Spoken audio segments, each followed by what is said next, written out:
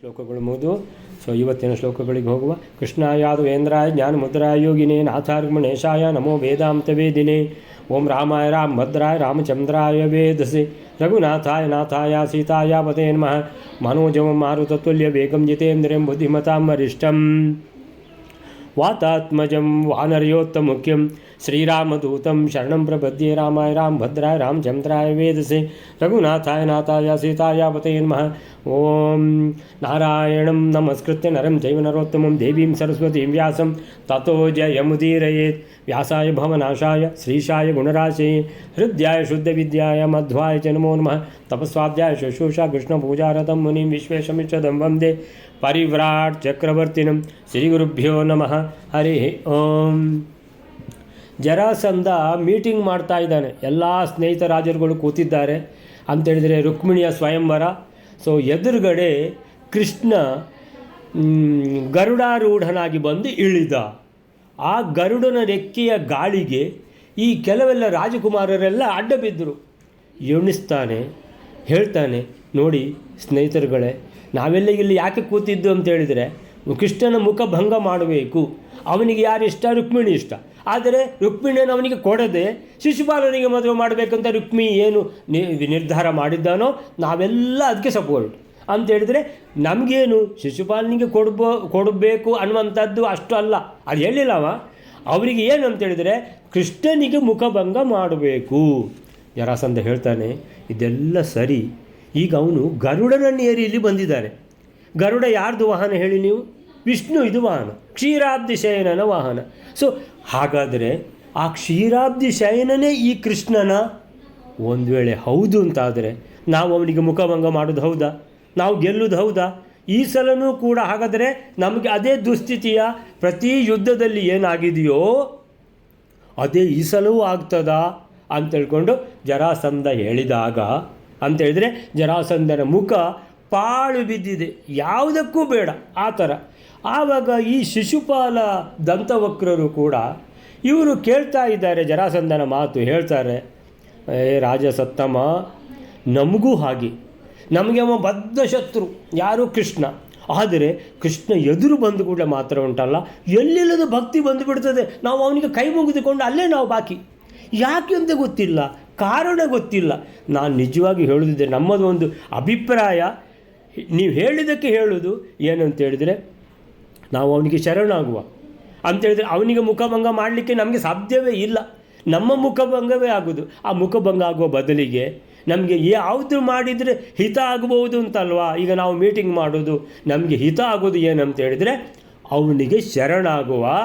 ಅವನಿಗೆ ಶರಣಾಗೋದೊಂದೇ ನಮಗೆ, ಅಂದರೆ ಒಳ್ಳೆಯ ದಾರಿ ಅದೇ ನಮಗೆ ಅಂತ ಹೇಳಿದ ಕೂಡಲೇ ಅವನಿಗೆ ಶ್ರೀಕೃಷ್ಣನಿಗೆ ಶರಣಾಗುವ ಅಂಥ ಮಾತು ಯಾವಾಗ ಜರಾಸಂಧನಿಗೆ ಕೇಳಿತೋ ಜರಾಸಂಧ ಕೆಂಡಾಮಂಡಲನಾದ.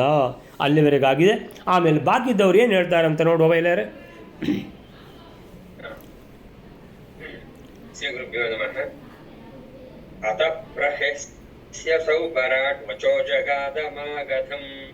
ವಿನಿಂದ್ಯತೌ ಕ್ರುಧಾಸ್ಫುರನ್ ಕ್ರುಧಾಸ್ಫುರಂತಮೀಕ್ಷ್ಯ. 14ನೇ ಶ್ಲೋಕ.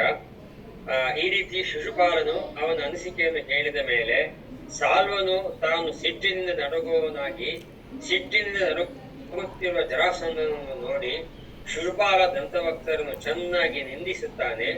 ಹಾಗೂ ನಕ್ಕು ಜರಾಸಂಧನನ್ನು ಕುರಿತು ಈ ಮಾತನ್ನು ಹೇಳುತ್ತಾನೆ.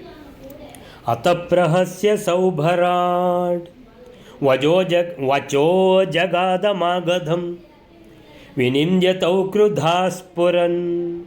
ಕ್ರುಧಾಸ್ಫುರಂ ತಮೀಕ್ಷ್ಯ ಚ. ಅಥ ಪ್ರಹಸ್ಯ ಸೌಭರಾಟ್ ಅಂತೇಳಿದರೆ ಆ ಸೌಭ ವಿಮಾನದ ಕಥೆ ಕೇಳಿದೆವು ನಾವು. ಸಾಲ್ವ ದೇಶದ ರಾಜ ಏನು ಹೇಳಿದ? ಪ್ರಹಸ್ಯ, ನಕ್ಕು ಬಿಟ್ಟ. ಅಂತೇಳಿ ಯಾರ ಮೇಲೆ ನಕ್ಕು ಬಿಟ್ಟ? ಈ ದಂತವಕ್ರ ಶಿಶುಪಾಲರು ಏನು ಹೇಳಿದರು? ನಾವು ಅವನಿಗೆ ಶರಣಾಗುವ ಅಂತ. ನಿಮ್ಮ ಅಂತೇಳ್ಕೊಂಡು, ಅಂದರೆ ನಕ್ಕು ಬಿಟ್ಟ. ನೀವು ಇಷ್ಟಕ್ಕೆ ಉಪಯೋಗ, ನೀವು ಯಾವುದಕ್ಕೂ ಉಪಯೋಗ ಇಲ್ಲದವ್ರು ನೀವು ಅಂತ. ಹಾಗೆ ಆ ರೀತಿ ನಕ್ಕು ಬಿಟ್ಟು ಅವರಿಗೆ ತಮಾಷೆ ಮಾಡ್ತಾ ವಚೋ ಜಗಾದ ಮಾಗದಂ, ಜರಾಸಂಧನನ್ನು ಕುರಿತು ಒಂದು ಮಾತು ಹೇಳಿದ. ಅದರ ಮೊದಲು ವಿನಿಂದ್ಯ ತೌ, ವಿನಿಂದ್ಯ ಅಂತ ಹೇಳಿದರೆ ತೌ ಅಂದರೆ ಆ ಶಿಶುಪಾಲ ಶಿಶುಪಾಲ ಮತ್ತು ದಂತವಕ್ರರನ್ನು ವಿನಿಂದ್ಯ, ಇನ್ನು ಯೂಸ್ಲೆಸ್ಗಳು ನೀವು. ಅಂದರೆ ನಮಗೆ ಯಾರು ಬದ್ಧ ದ್ವೇಷ, ನಮಗೆ ಇಷ್ಟು ಯುದ್ಧದಲ್ಲಿ ಯಾವ ಥರ ದುಸ್ಥಿತಿಗೆ ತಂದಿದ್ದಾನೆ, ಈಗ ಅವ ನಮ್ಮ ಕೈಗೆ ಸಿಕ್ಕಿದ್ದಾನೆ, ಅವನಿಗೆ ರುಕ್ಮಿಣಿ ಬೇಕು, ರುಕ್ಮಿಣಿಗೆ ಅವನು ಬೇಕು. ನಮ್ಮದು ಕೆಲಸ ಏನಂತ ಹೇಳಿದರೆ ನಾವು ಅವನನ್ನು ರುಕ್ಮಿಣಿಗೆ ಮದುವಾಗಲಿಕ್ಕೆ ಬಿಡಬಾರ್ದು. ಇದು ನಮಗೆ, ನಾವು ಇಲ್ಲಿಷ್ಟು ಜನ ಇದ್ದೇವೆ, ಏನು ಮಾಡಲಿಕ್ಕಾಗ್ತದೆ ಅವನಿಂದ. ಅಂದರೆ ವಿನಿಂದ್ಯ ತಾವು, ನೀವಿಬ್ಬರು ಮಾತಾಡೋದು ನೋಡಿದರೆ ನನಗೆ ಹೇಸಿಗೆ ಆಗ್ತದೆ. ಆ ಥರ ವಿನಿಂದ್ಯ, ನಿಂದೆ ಮಾಡುತ್ತಾ ಅವರಿಬ್ಬರನ್ನು ಕ್ರುಧಾಸ್ಪುರನ್, ಅಂದರೆ ಯಾವ ರೀತಿ ಜರಾಸಂಧ ಕೆಂಡಾಮಂಡಲನಾಗಿದ್ದಾನೋ ಸಾಲ್ವರಾಜನು ಕೂಡ ಕ್ರುಧಾಸ್ಪುರನ್, ಬೆಂಕಿ ಕಿಡಿ ಹಾರ್ತಾ ಇದೆ. ಯಾವುದು? ಸಾಲ್ವರಾಜನ ಮುಖದಿಂದ. ಕ್ರುಧಾಸ್ಪುರಂತ ಮೀಕ್ಷಚ, ಒಂದು ನೋಡಿದ ದಂತವಕ್ರ ಶಿಶುಪಾಲರನ್ನು ಸಾಲ್ವರಾಜ ನೋಡಿದ್ದಕ್ಕೆ ಯಾರಾದರೂ ಹೆದರಿ ನೀರಾಗಬೇಕು, ಆ ಥರ ಹೆದರಿ ಓಡಿಬೇಕು, ಆ ಥರ ನೋಡಿಬಿಟ್ಟ.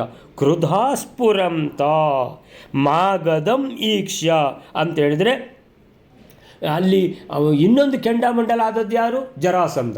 ಸೊ ಜರಾಸಂಧ ಅಲ್ಲಿ ಕೆಂಡಾಮಂಡಲನಾಗಿದ್ದಾನೆ, ಅವನನ್ನು ನೋಡಿದ ಸಾಲ್ವ.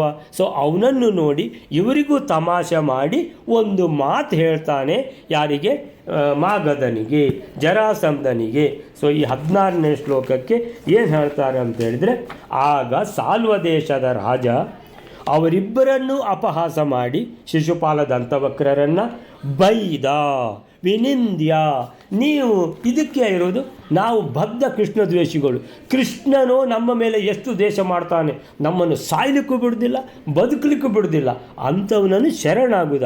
ಏನು ನಿಮಗೆ, ನಿಮ್ಮ ತಲೆಯಲ್ಲಿ ಏನು ಸಗಣಿ ಇದೆಯಾ ಅಂತ ಏನು ಬೈದು ಕೋಪದಿಂದ ಕೆರಳಿ ಸಿಟ್ಟಿನಿಂದ ಕುದಿಯುತ್ತಿದ್ದ ಜರಾಸಂಧನನ್ನು ನೋಡಿ ಅಂತೇಳಿದರೆ ಇವರಿಗೂ ಕೋಪ ಬಂದಿದೆಯಾ ಅಥವಾ ಜರಾಸಂಧನಿಗೆ ಮಾತ್ರ ಕೋಪ ಬಂದದ್ದನ್ನು ನೋಡಿ ಸಾಲ್ವರಾಜ ಈ ರೀತಿ ಹೇಳಿದ್ದ ಅಂತೇಳಿದರೆ, ಮಾಗಧಂ ಈಕ್ಷ್ಯ ಅಂದರೆ ಜರಾಸಂಧನನ್ನು ನೋಡಿ. ಎಂಥ ಜರಾಸಂಧ? ಕ್ರುಧಾಸ್ಪುರಂತ ಅಂದರೆ ಕೋಪದಿಂದ ಕಿಡಿ ಹಾರ್ತಾ ಇದೆ ಜರಾಸಂಧನದ್ದು. ಆ ರೀತಿ ಕೆಂಡಾಮಂಡಲನಾಗಿದ್ದಾನೆ ಶಿಶುಪಾಲ ದಂತವಕ್ರರ ಮೇಲೆ. ಸೊ ಆವಾಗ ಅವನಿಗೆ ಜರಾಸಂಧನಿಗೂ ಏನು ಸಮಾಧಾನ ಆಗಬೇಕು, ಶಿಶುಪಾಲ ದಂತವಕ್ರರಿಗೂ ಅವರು ಹೇಳಿದ ಮಾತು ಎಷ್ಟು ನೀಚ ಮಾತು ಹೇಳಿದ್ದಾರೆ, ಅರೆ ಹೋಗಿ ಹೋಗಿ ಕೃಷ್ಣನಿಗೆ ನಾವು ಶರಣಾಗುದ ಅಂತೇಳಿಬಿಟ್ಟು ಸಾಲ್ವ ದೇಶದ ರಾಜ ಅಂತೇಳಿದರೆ ಮಧ್ಯದಲ್ಲಿ ಒಂದು ಮಾತಾಡಿದ. ಏನು ಮಾತಾಡಿದ ವೈಲರೆ? ತನ್ಮೃಷಾ ಹರಿ ಸ್ವಯಂ ಜನಾರ್ದನೋ ಅಧಾಯನಃ ಪ್ರಜಾತ ಏಷ ಯಾದವೋ ವಯಂ ಚ ದಾನವೇಶ್ವರಾಃ. 17ನೇ ಶ್ಲೋಕ. ಶ್ರೀಕೃಷ್ಣನು ಶ್ರೀಹರಿ ಎಂದು ನೀನು ಹೇಳಿದ ವಾಕ್ಯವು ಮಿಥ್ಯೆ ಅಲ್ಲ, ಅದು ಸರಿಯೇ.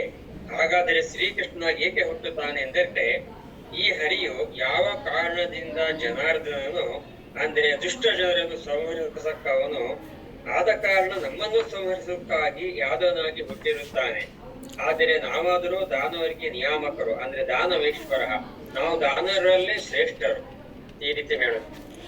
ನ ತತ್ ಮೃಷಾ ಹರಿ ಸ್ವಯಂ ಜನಾರ್ದನೋ ವದಾಯನಃ ಪ್ರಜಾತ ಏಷ ಯಾದವೋ ವಯಂ ಚ ದಾನವೇಶ್ವರಾಃ. ನ ತತ್ ಮೃಷಾ, ಏನು ಮಾತು ಹೇಳಿದ್ದಾರೋ ಏನಂತ ಹೇಳಿದರೆ, ಈ ಹರಿ ಅಂತೇಳಿದರೆ ಅಲ್ಲಿ ಇದಾನಲ್ವ, ಎಲ್ಲಿ ಕ್ಷೀರಸಾಗರ ಶಯನನಾಗಿ ಆ ನಾರಾಯಣ, ಲಕ್ಷ್ಮೀನಾರಾಯಣ ಅವನೇ ಈ ಕೃಷ್ಣ, ಎಲ್ಲ ಸರಿ. ನ ತತ್ ಮೃಷಾ, ಇದು ಯಾವುದು ಸುಳ್ಳಲ್ಲ ಮಾತ್ರ. ಏನು? ಹರಿ ಸ್ವಯಂ ಜನಾರ್ದನ ಅಂತೇಳಿದರೆ ಈ ನಮಗೆ ಎಲ್ಲ ಜನರಿಗೂ ಕೂಡ ಏನಾದರೂ ಈ ಸಂಸಾರದಿಂದ ಪಾರಾಗಬೇಕಿದ್ದರೆ, ಈ ಸಂಸಾರದ ದುಃಖದಿಂದ ಪಾರು ಮಾಡುವವನು ಯಾರು? ಜನಾರ್ದನ ಅಂತೇಳಿದರೆ ಜನರ ದುಃಖವನ್ನು ಸಂಸಾರ ಎನ್ನುವಂಥ ಸಾಗರೆ ಘೋರೆ ಅದರಿಂದ ನಮ್ಮನ್ನು ಪಾರು ಮಾಡುವವ ಯಾರು? ಜನಾರ್ದನ. ಅವನೇ ಹರಿ, ಅವನೇ ಕೃಷ್ಣ. ಇದೆಲ್ಲ ಸುಳ್ಳಲ್ಲ.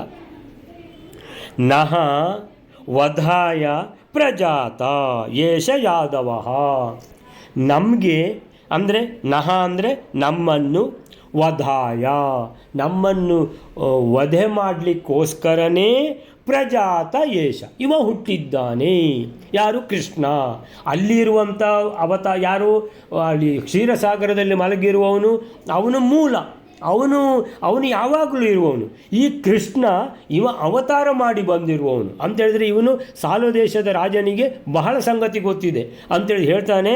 ಈ ಕೃಷ್ಣ ಹುಟ್ಟಿದ್ದಾನಲ್ಲ ಯಾದವನಾಗಿ, ಏನಂತೇಳಿದರೆ ನಮ್ಮನ್ನು ಮೋಸ ಮಾಡಿ ಕೊಲ್ಲಬೇಕಂತೇಳಿ ಅವತಾರ ಮಾಡಿದ್ದಾನೆ. ನಹ ವಧಾಯ ನಮ್ಮನ್ನು ಕೊಲ್ಲಲಿಕ್ಕೆ ಪ್ರಜಾತ ಏಷ ಇವನು ಹುಟ್ಟಿದ್ದಾನೆ. ಹೇಗೆ? ಯಾದವನಾಗಿ ಹುಟ್ಟಿದ್ದಾನೆ. ವಯಂಚ ದಾನವೇಶ್ವರ. ಆದರೆ ನಾವೆಲ್ಲ ಯಾರು ಅಂತೇಳಿದ್ರೆ ನಾವೆಲ್ಲ ರಾಕ್ಷಸರು. ಈಗ ಈ ಜನ್ಮದಲ್ಲಿ ಹುಟ್ಟಿದ್ದೇವೆ. ನಮ್ಮ ಕೆಲಸ ಏನು? ಅವನು ಭಗವಂತ ಆದರೆ ನಾವು ರಾಕ್ಷಸರು ಭಗವಂತ ಒಟ್ಟಾಗೋದುಂಟಾ? ಇಲ್ಲ. ರಾಕ್ಷಸರಿಗೆ ಭಗವಂತ ಯಾವಾಗಲೂ ಶತ್ರುವೇ ಶತ್ರು. ನಾವು ಅವನ ಕೆಲಸ ಮಾಡಲಿ, ನಾವು ನಮ್ಮ ಕೆಲಸ ಮಾಡುವ. ನಾವು ಸಹ ಸುಮ್ಮನೆ ಅವನನ್ನು ಬಿಡೋದು ಬೇಡ. ಎಷ್ಟು ಕಷ್ಟ ಕೊಡಲಿಕ್ಕಾಗುತ್ತೋ ಭಗವಂತನಿಗೆ ಅಷ್ಟು ಕಷ್ಟ ಕೊಡಲಿಕ್ಕೆ ನಾವಿರೋದು ಅಂತ ಮುಂದಕ್ಕೆ ಹೇಳ್ತಾನೆ. ಸೊ ನ ತತ್ ಮೃಷಾ ಹರಿಹಿ ಸ್ವಯಂ ಜನಾರ್ದನ. ಈ ಹರಿ ಅಂತೇಳಿದರೆ ಅಲ್ಲಿ ಕ್ಷೀರಾಬ್ಧಿ ಶಯನ, ಇಲ್ಲಿ ಶ್ರೀಕೃಷ್ಣನಾಗಿ. ಸೊ ಇದೆಲ್ಲ ಯಾವುದು ಸುಳ್ಳು ಅಲ್ವೇ ಇಲ್ಲ. ಜನಾರ್ದನ ಜನರ ದುಃಖವನ್ನು ಪಾರು ಮಾಡಲಿಕ್ಕೆ ಇವನೇ ಬೇಕು, ಇವನೇ ಜನಾರ್ದನ. ನಹ ವಧಾಯ ನಮ್ಮನ್ನು ಕೊಲ್ಲಲಿಕ್ಕೆ ಇವ ಹುಟ್ಟಿದ್ದಾನೆ. ಏಷ ಪ್ರಜಾತ ಹುಟ್ಟಿದ್ದಾನೆ. ಇವನು ದೇವರಲ್ವಾ, ದೇವರು ಅಂತ ಎಲ್ಲರೂ ಪೂಜಿಸ್ತಾರಲ್ಲ, ಅದಕ್ಕೆ ಪ್ರಜಾತ ಅಂತ ಹೇಳ್ಕೊಂಡು. ಸೊ ಯಾದವ ಹೀಗೆ ಹೇಗೆ ಹುಟ್ಟಿದ್ದಾನೆ? ಯಾದವ ಕುಲದಲ್ಲಿ ಹುಟ್ಟಿದ್ದಾನೆ. ವಯಂ ಅಂದರೆ ನಾವಾದರೂ ದಾನವೇಶ್ವರಾಹ, ದಾನವರು ಮಾತ್ರ ಅಲ್ಲ, ದಾನವ ಈಶ್ವರಾಹ ಅಂತೇಳಿದರೆ ಅತ್ಯಂತ ಶ್ರೇಷ್ಠ ಅತ್ಯಂತ ಪರಾಕ್ರಮಿಗಳಾದ ರಾಕ್ಷಸರು ನಾವು, ಮಹಾದುಷ್ಟರು ನಾವು. ಅಂದರೆ ಅರ್ಥ ಏನಂತೇಳಿದರೆ ನಾವು ಈ ಭಗವಂತನಿಗೆ ಇವ ಯಾವುದು ಭಗವಂತ ಅಂತ ಹೇಳ್ಕೊತಾನೋ ಇವನಿಗೆ ಶರಣಾಗುವಂಥ ಪ್ರಶ್ನೆಯೇ ಇಲ್ಲ ಅಂತ ಅದರ ಅರ್ಥ. ಮುಂದಕ್ಕೆ ಇನ್ನೂ ಸ್ಪಷ್ಟವಾಗಿ ಹೇಳ್ತಾನೆ. ಸೊ ಶ್ರೀಕೃಷ್ಣ ಸಾಕ್ಷಾತ್ ಜನಾರ್ದನನಾದ ಹರಿ, ಅದೆಲ್ಲ ಸರಿ, ಇದು ಸುಳ್ಳು ಅಲ್ವೇ ಇಲ್ಲ. ನಮ್ಮ ವಧೆಗೆಂದೇ ಯಾದವನಾಗಿ ಹುಟ್ಟಿದ್ದಾನೆ, ಇದು ಸಹ ಸುಳ್ಳಲ್ಲ. ಆದರೆ ನಾವು ಯಾರು ಅಂತ ನಮಗೆ ಗೊತ್ತಿರಬೇಕಲ್ವಾ. ನಾವು ಯಾರು? ವಯಂಚ ದಾನವೇಶ್ವರಾಹ, ನಾವು ರಾಕ್ಷಸ ಶ್ರೇಷ್ಠರು. ನಾವು ನಮ್ಮ ಕೆಲಸ ಮಾಡೋದು ಬೇಡವಾ? ಸೊ ನಾವು ನಮ್ಮ ಕೆಲಸ ಮಾಡಲೇಬೇಕು. ನಮ್ಮ ಕೆಲಸ ಏನು? ಭಗವಂತನ ದ್ವೇಷ ಮಾಡೋದೇ ನಮ್ಮ ಕೆಲಸ. ಅಂದರೆ ಏನರ್ಥ? ಶಿಶುಪಾಲ ದಂತವಕ್ರರು ಏನು ಹೇಳಿದರು? ನಮಗೆ ಹಿತ ಯಾವುದು ಅಂತ ಹೇಳಿದರೆ ನಾವು ಅವನಿಗೆ ಶರಣಾಗುವ, ಅವನ ಅನುಗ್ರಹ ನಮಗೆ ಸಿಗ್ತದೆ. ಅನುಗ್ರಹ ಅವಂದ ಇಲ್ಲವೇ ಇಲ್ಲ, ನಾವು ಒಂದು ದ್ವೇಷಿಗಳು ಅನ್ನುವಂಥದ್ದನ್ನು ಹೇಳಿದ. ಅಷ್ಟಕ್ಕೆ ಇವತ್ತು ಸ್ವಲ್ಪ ಬೇಗನೆ ಮುಗಿಸ್ಕೊಳ್ಳೋಣ. ಶ್ರೀಕೃಷ್ಣ ಅರ್ಪಣ ವಸ್ತು.